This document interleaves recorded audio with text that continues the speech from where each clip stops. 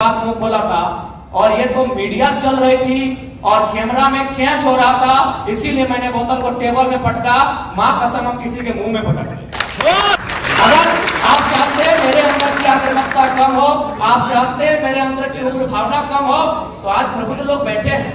आज माननीय मंत्री दीदी बैठी है, आज माननीय मंत्री महोदय बैठे हैं, मंत्री तीन मंत्री बैठे हैं, आज प्रदेश अध्यक्ष महोदय बैठे, सांसद महोदय बैठे हैं, झारखंड मुक्ति मोर्चा के खिलाफ पालनहार बैठे, आज विधायक मैडम बैठी है, यहाँ भी विधायक बैठे हैं, यहाँ भी एक विधायक बैठे हैं। ये लोग तय करें कि इस प्रकार का जुल्म, शोषण, अत्याचार एक आम व्यक्ति पे, यानी जो लोग हाशिए पर हैं, जो लोग निम्न स्तर पे हैं, उनके साथ अन्याय नहीं होगा। जयराम महतो प्रेम की कविताएं लिखेगा, इनकलाब की बातें नहीं करेगा। देखिए, हम भी एक पढ़ा लिखा छात्र हैं और वर्तमान में पीएचडी का स्कॉलर है। विनोद बिहारी महतो विश्वविद्यालय धनबाद से इंग्लिश लिटरेचर में पीएचडी कर रहे हैं। और बिल्कुल आज से 2 साल पहले मेरा ना ये कैरेक्टर था, ना मेरा ये व्यवहार था, ना मेरा ये स्वरूप था। लेकिन यदि आप पा रहे हैं कि मेरे अंदर आक्रामकता आई है, यदि आप पा रहे हैं कि मेरे अंदर कुछ हिंसक विचारधारा आई है, ठीक है, मैं स्वीकार करता हूं, खुले मंच पे स्वीकार करता हूं। लेकिन एक बात बताइए, यहाँ जितने भी प्रबुद्ध लोग बैठे हैं, जब मैंने, ठीक है, मैंने कुछ ऐसी बातों को कहा जिनमें हिंसा प्रतीत हो रही है, लेकिन उस बात को समर्थन करने वाले 99% होते हैं। जैसे हाल फिलहाल आपको मेरा बागमारा का वो वीडियो क्लिप पूरे देश में वायरल हो रहा है, जिसमें मैं एक बोतल को टेबल में पटक रहा हूं।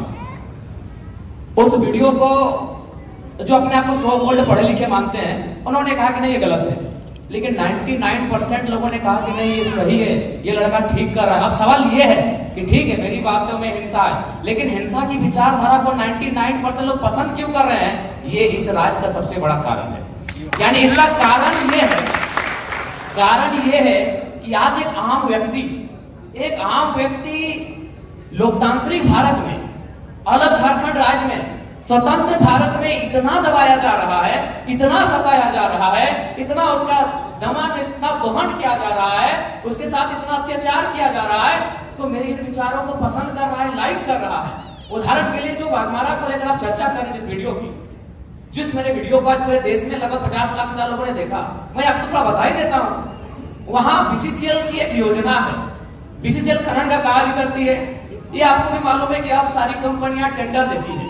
वहां टेंडर दिया है संजय उद्योग को और खेमका कंपनी को। वहां जो मजदूर है 2018 से काम कर रहे हैं, यानी 6 साल है, 6 साल से उनका वेतन वही का वही है। और सबसे ताज्जुब और हैरत की बात है कि उनका एचपीसी वेतन 32,000 होता है। ताज्जुब कीजिएगा और लोकतंत्र के होने पे शर्म भी कीजिए, उनको 6,000 वेतन मिलता है। उससे भी ताज्जुब की बात है कि ना बीसीसीएल जिम्मेवारी ले रही है कि किनके वर्कर हैं, और ना ही खेमका और संजय उद्योग जिम्मेवारी ले रही है ये किनके वर्कर हैं। उससे भी ताज्जुब की बात है, उनको जो पेमेंट मिलता है 4,000 मिलता है, 6,000 मिलता है, वो पेमेंट ना बीसीसीएल दे रही है, ना संजय दे रही है, ना खेमका दे रही है। तो बताइए किसका खून नहीं खोलेगा? मैं बनावटी इंसान नहीं हूं। उस मीटिंग में 52 मिनट डिस्कशन हुआ था, मैंने 52 मिनट के बाद मुंह खोला था और ये तो मीडिया चल रही थी और कैमरा में कैच हो रहा था, इसीलिए मैंने बोतल को टेबल में पटका। मां कसम हम किसी के मुंह में पटक दी। आपकी पांव तले जमीन खिसक जाएगी। जब आपने छेड़ा है तो सुन लीजिए। यही विनोद बिहारी विश्वविद्यालय में एक कंपनी, एक एजेंसी ने टेंडर लिया है, मजदूरों को ज्वाइनिंग लेटर के साथ साथ रिजिग्नेशन लेटर पे साइन करा गया। इस भारत में कहां होगा यार? मैं आक्रामकता की बातें करता हूं, कारण कौन है? रिजिग्नेशन लेटर में साइन कराया गया है, कौन देगा उत्तर? भारत देश में 4 स्तंभ है कहने को, न्यायपालिका, कार्यपालिका, विधायिका, पत्रकारिता। कौन रिस्पॉन्सिबल है कि ज्वाइनिंग? ताजुब की बात है, ज्वाइनिंग लेटर भी मिला है और इनको साइन भी करा लिया है। क्या बोलते हैं रिजिग्नेशन लेटर? रिजाइन लेटर में भी साइन करवाया गया। और एक घटना गोमिया की, जब मेरा सभा था बेरमो में, वो लड़का आया, उसने कहा कि जो एजेंसी है उनको पेमेंट देना होता है 20,000, लेकिन मेरा शर्त है उनका कि 20,000 आपके अकाउंट में देंगे, आपको 8,000 रिटर्न करना होगा, नहीं तो नौकरी से निकाल देंगे। उसके बाद भी अगर आपका खून नहीं खोलता है तो आप बनावटी लोग हैं, असल लोग नहीं है। अगर आप चाहते हैं मेरे अंदर की आक्रामकता कम हो, आप चाहते हैं मेरे अंदर की उग्र भावना कम हो, तो आज प्रबुद्ध लोग बैठे हैं, आज माननीय मंत्री दीदी बैठी है, आज माननीय मंत्री महोदय बैठे हैं, मंत्री तीन मंत्री बैठे हैं, आज प्रदेश अध्यक्ष महोदय बैठे, सांसद महोदय बैठे हैं, झारखंड मुक्ति मोर्चा के खिलाफ पालनहार बैठे, आज विधायक मैडम बैठी है, यहाँ भी विधायक बैठे हैं, यहाँ भी एक विधायक बैठे हैं। ये लोग तय करें कि इस प्रकार का जुल्म, शोषण, अत्याचार एक आम व्यक्ति पे, यानी जो लोग हाशिए पर हैं, जो लोग निम्न स्तर पे हैं, उनके साथ अन्याय नहीं होगा। जयराम महतो प्रेम की कविताएं लिखेगा, इनकलाब की बातें नहीं करेगा। विश्वास कीजिए, वो व्यक्ति का भी नाम बता देंगे, ऐसा नहीं। अग्रेसिव गवर्नमेंट आनी चाहिए और मेरा यही एग्रेशन मेरे मुझ में रहेगा, क्योंकि मैं ना संजय मेहता जी के तर्ज पे मैं बरी से आता हूँ, ना मैं चौपारण से आता हूँ, ना मैं गढ़वा से आता हूँ, मैं धनबाद से आता हूँ। मैं एक घटना सुनाता हूँ सुरेश महतो की, और विधायक मैडम बैठी है, हालांकि उस समय वो बहुत किस्सा पुराना है, वो झरिया विधानसभा की घटना है, वो भोरा क्षेत्र की घटना है। एक व्यक्ति, उनका नाम है सुरेश महतो, मैं उस कौम का बेटा हूँ।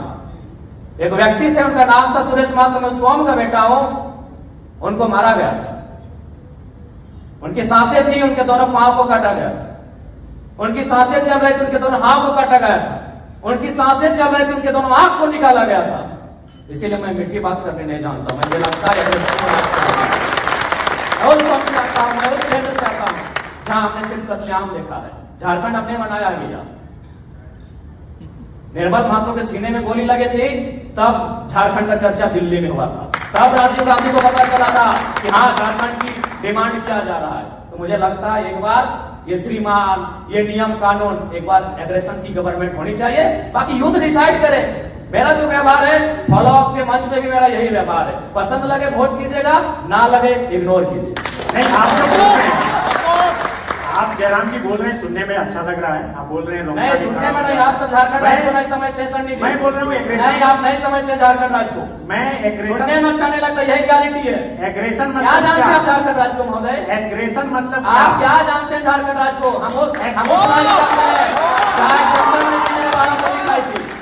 हम झारखंड जाते हैं, जहाँ MP member of parliament Sunil Mahato ने 1, 2, 3, 4, 5, 6, 7, 8, 9, 10, 11, 12 को दिखाई थी सांसद ने।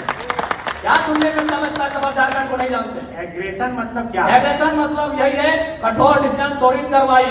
आज कार्रवाई किस पे होती है?